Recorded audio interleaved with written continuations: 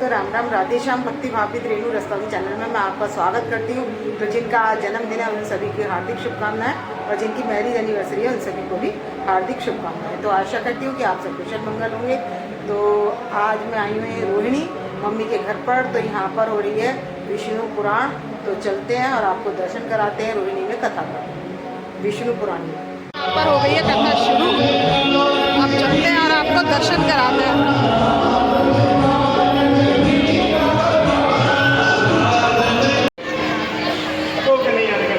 अब मुझे विश्वास है कि मैं तेरा ही कन्हैया ने ऐसी कई बार भक्तों को अनुमोदित किया।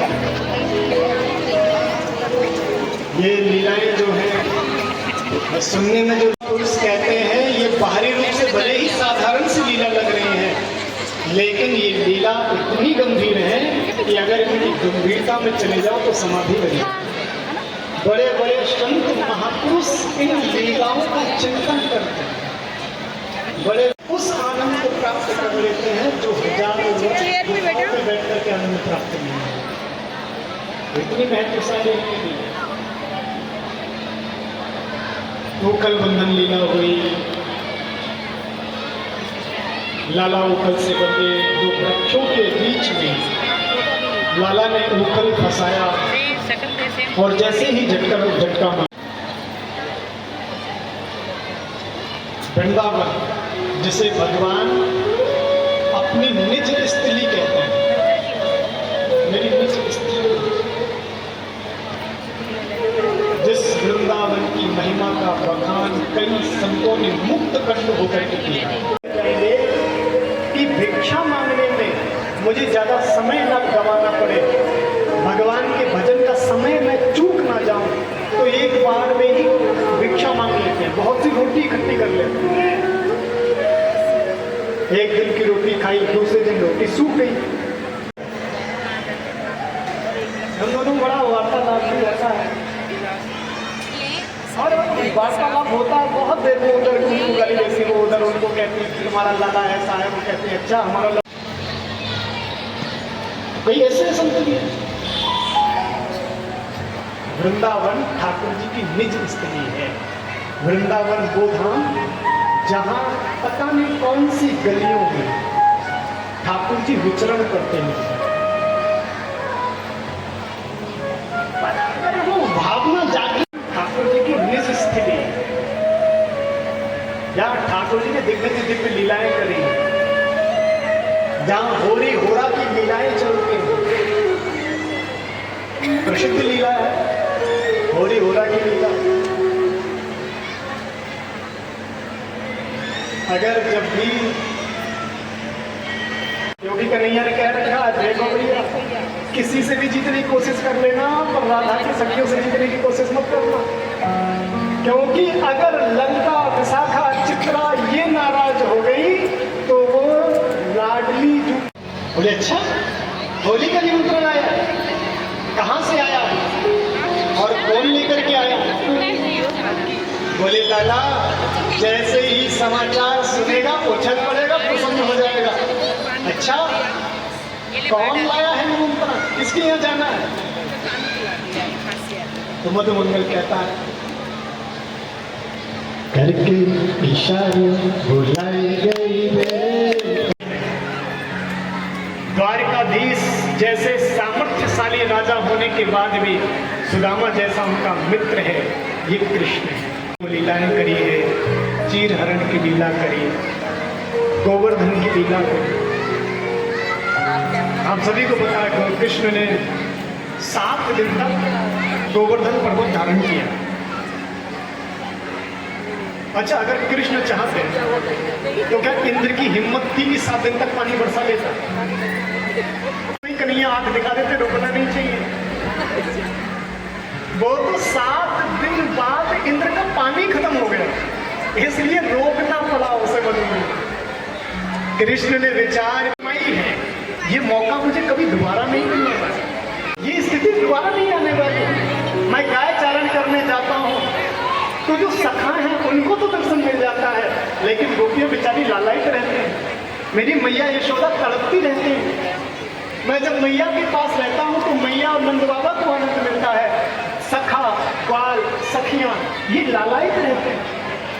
आज तो ये साधन का समय तो ऐसा है, यहाँ मेरी सखियां भी हैं, मेरे ग्वाल भी हैं, मेरी भैया भी हैं, मेरे बाबा भी हैं। बाबा ने श्लोकों में स्तुति गाई, क्षमा नहीं किया।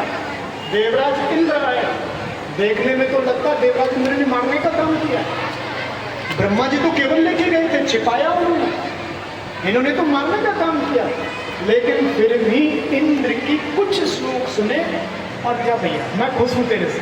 आजू की कृपा से मैंने गिरवर लियो उठा, राधा जी की कृपा से। मुख्य आकृति तो राधा जी की है भाई, गोवर्धन तो ये भी कृपा हुआ है ना, ऐसी भी कृपा हुआ है। तो मुख्य काम तो राधा जी का ही है। तो भगवान का ये जो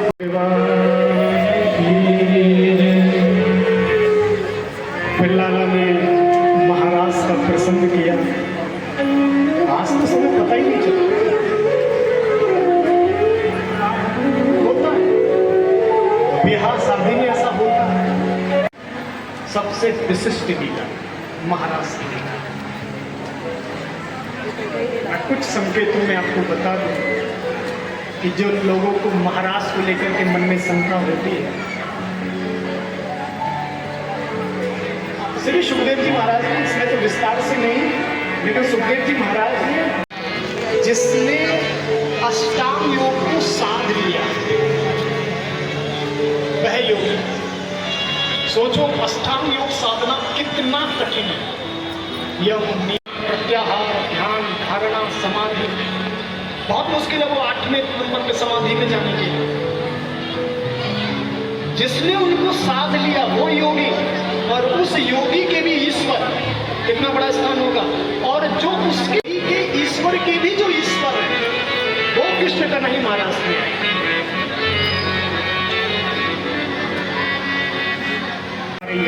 भगवान की अनुभूति नहीं हो पा रही है, तो वो अनुभूति जागृत करा दे, ये है महाराज। वैसे तो ये महाराज भले ही आपको ये 19 श्लोक दिख रहे हो, लेकिन इसका एक एक शब्द एक एक श्लोक इतना विस्तृत है, जितने दिन कहो आप उतने दिन चर्चा हो सकती है, इतना विस्तृत है। योगेश्वरेश्वरी योगेश्वरेश्वर के साथ जो गोपियों ने आनंद लिया,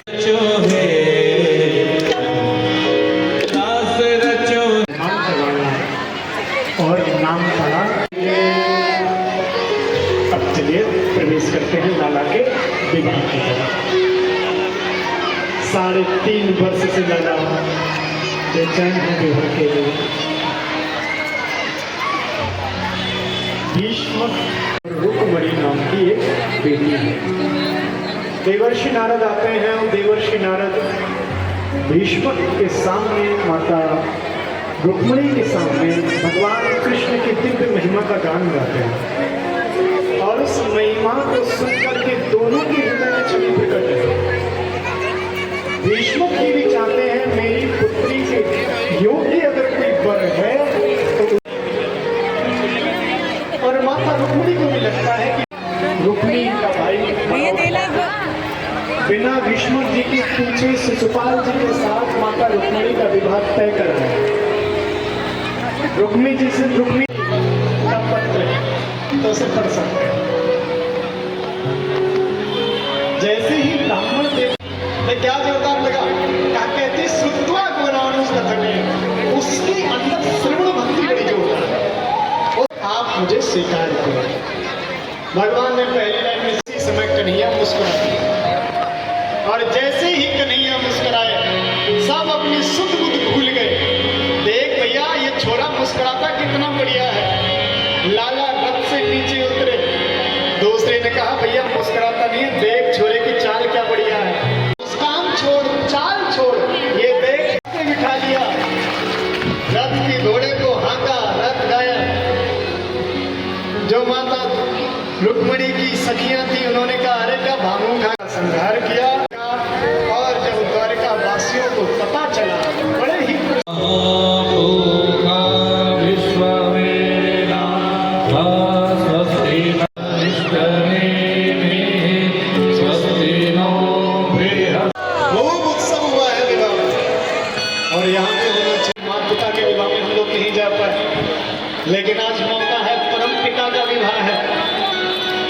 माता भगवती लक्ष्मी का विवाह है, मौका मिला है, खूब ही हर्षोल्लास के साथ इस विवाह में सम्मिलित होते हैं। आइए भाव के साथ।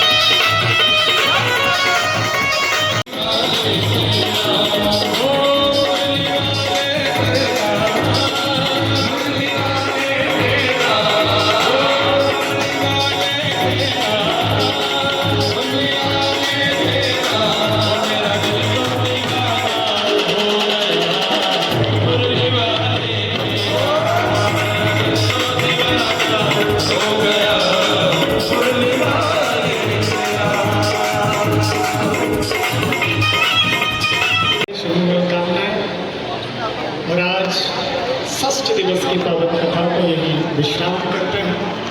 कल विश्राम दिवस की कथा है, सप्तम दिवस की कथा है। सभी समय से उपस्थित हो और कल दिव्य चरित्रों का हम श्रवण लाभ प्राप्त करेंगे। आइए बड़े ही भाव से आते भगवान का दर्शन करते हैं।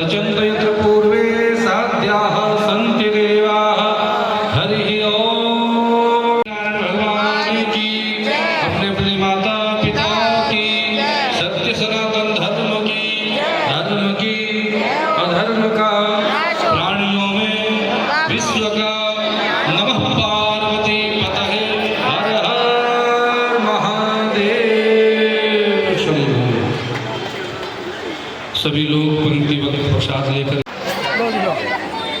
इसकी आएगी, मेरी भी आएगी सब। तो अब हम कथा से प्रसाद लेकर आ चुके हैं और कथा समाप्त हो गई है। मतलब 7वें दिन की कथा में मैं थोड़ी सी देर के लिए गई थी, लेकिन बारिश तेज होने के कारण जल्दी आरती हो गई और पूजन करके हम आ गए। तो इस वीडियो का करूँगी मैं यहीं पर एंड। यदि आपको मेरी वीडियो पसंद आए तो प्लीज़ लाइक करें, सब्सक्राइब करें और शेयर करना ना भूलें। भक्तो राम राम, राधे श्याम।